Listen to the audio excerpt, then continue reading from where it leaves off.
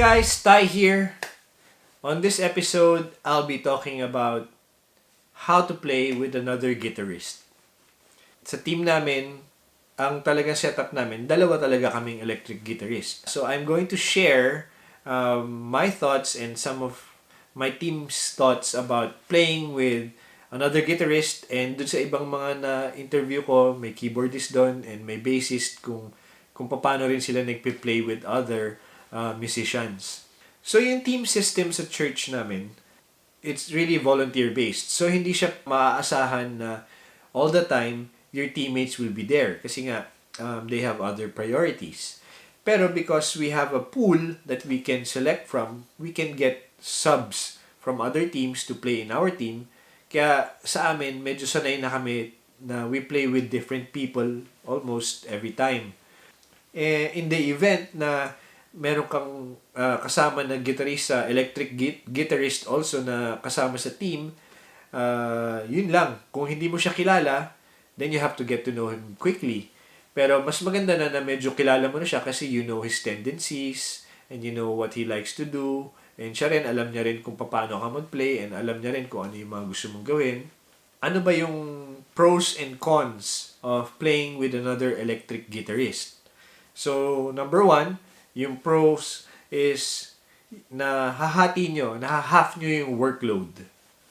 And because nahahalf nyo yung workload, I get to choose kung ano yung mga parts na I am really comfortable playing with, and siya rin, yung magiging kasama kong guitarist, mapipili niya rin kung ano yung gusto niya. Yung band also will sound fuller kasi dalawa yung gitara, and because of that, yung rhythm and yung lead, buo siya. And also, kapag dalawa kayong gitarista, you can lean on each other's strengths. And you can also learn from each other. Kung nasifra mo this way, tapos yung pagkarinig ng isang gitarista, sabi niya, Tay, baka mas tama tong part na ganito gawin mo. Usually, when I play with another guitarist, any day, I come away with something new from him. So, ano naman yung cons of playing with another guitarist?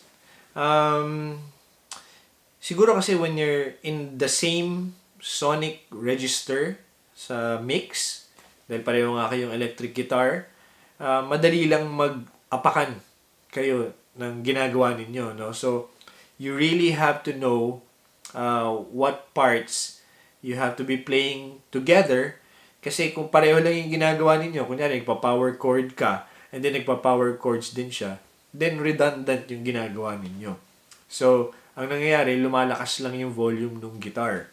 So, kung isa nagpa-power chords, pwedeng mag-chord inversions yung isa, or kung nagpa-power chords yung isa, pwedeng nagli-lead yung isa, ginagawa niya yung melody or something, gumagawa siya ng lead lines. Also, kung hindi kayo familiar with the other guitarist, medyo pwedeng maging awkward kasi minsan nagkakahiyaan or minsan hindi nyo pa kilala yung isa't isa and then parang hindi ka makapag-impose, or minsan may mga gitarista na parang gusto gawin lahat, parang wala ka nang pwedeng gawin. So, yun. So, yung communication can be awkward.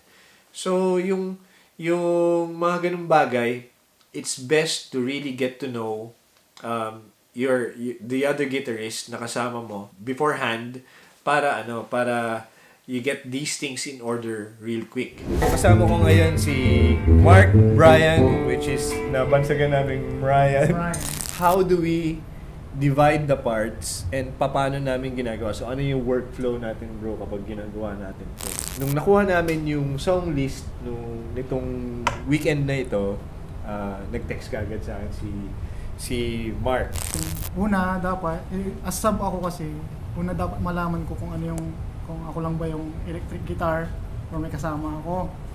So, pag may kasama ako, automatic, tinatanong ko yung counterpart ko kung anong part ng paghatian namin. So, kaya nung sabi ni Sir Ty, sa akin daw yung sa praise, yung dalawa, yung Greater Things, tapos Our God, sa akin yung lead part. So, yun lang yung inaral ko para doon lang ako nakafocus. So, siya yung gagawa ng lead lines, tapos ako magre-rhythm. Tapos sa yung dalawang songs na Jesus Son of God tsaka Whom Shall I Fear, ako naman gagawa ng lead line.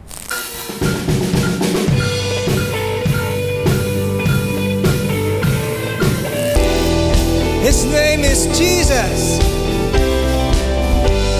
Come, let us worship Him.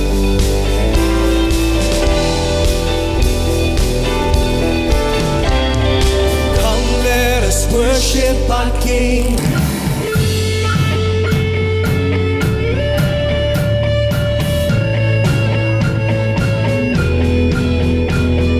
For all of us, we have a miracle working God.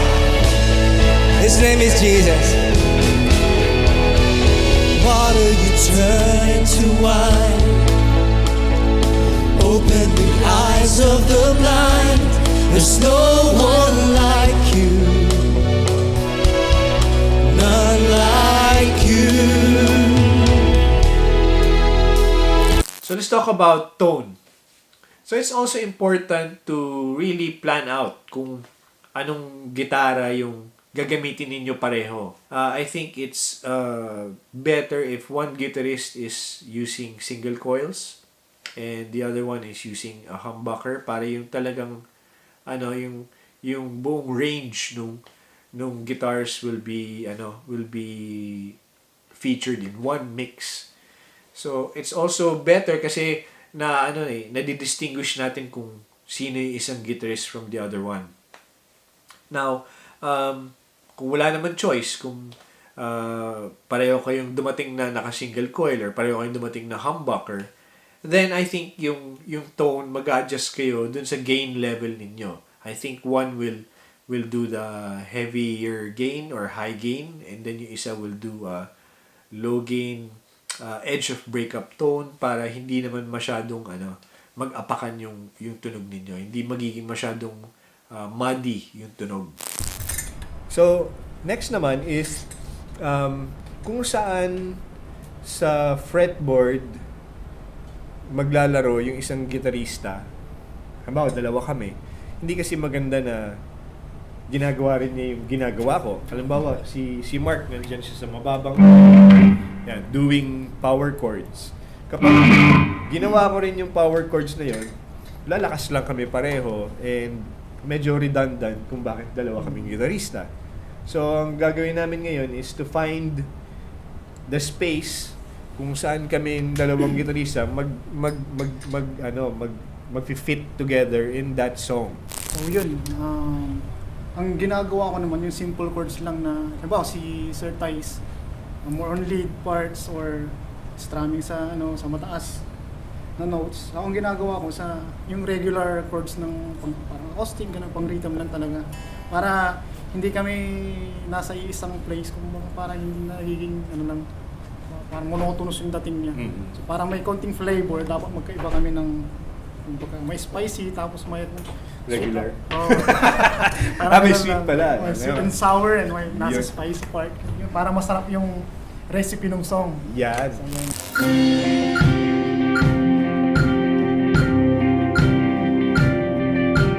Yes, the Lord saying, you will seek me and you will find me if you seek me with all of your heart.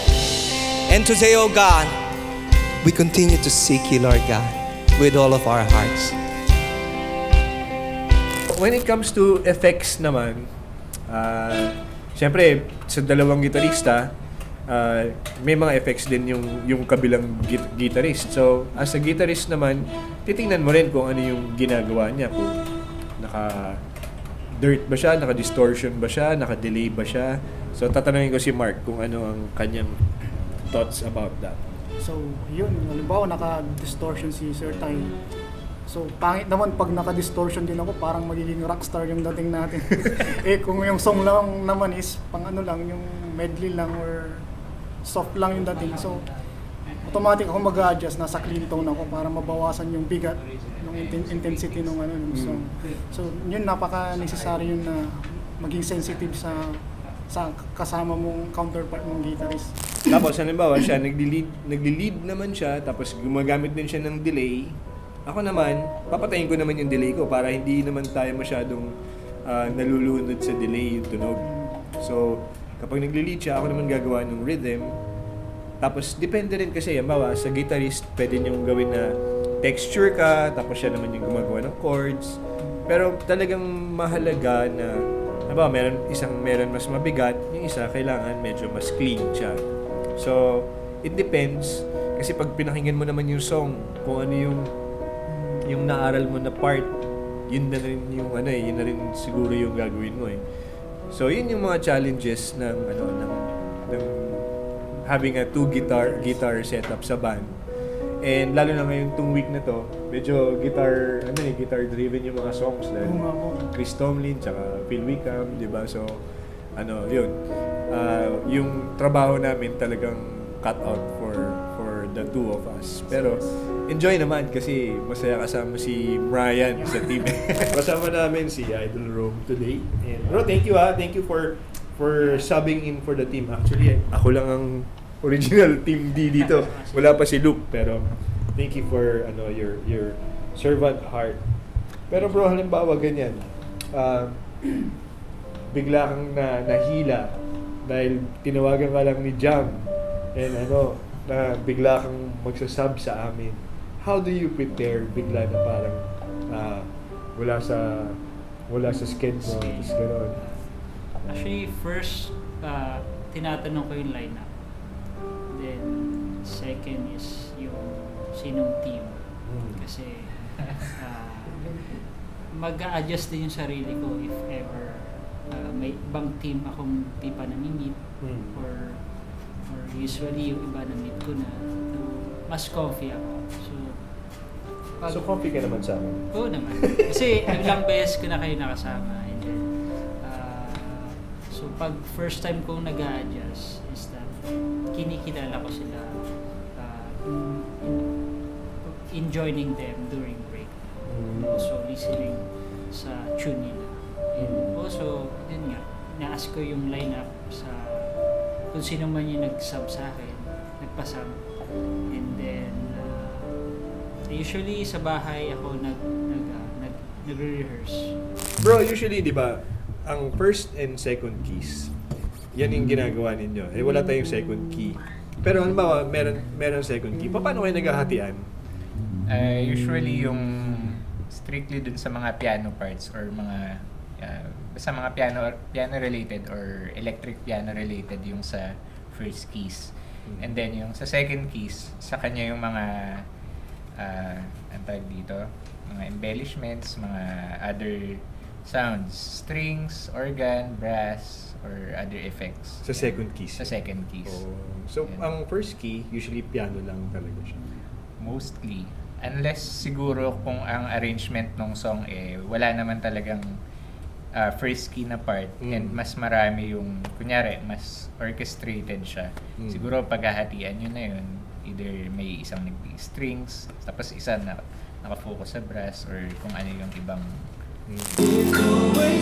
really internalize the song. Ikaw yung nagawa ng mga guitar parts. So yun, una syempre pinapakinggan ko lahat kung paano yung flow niya, kung saan papasok yung mga leads. Pero aside from that, ang technicality, importante yung yung ma-absorb mo kung ano yung message ng song through music.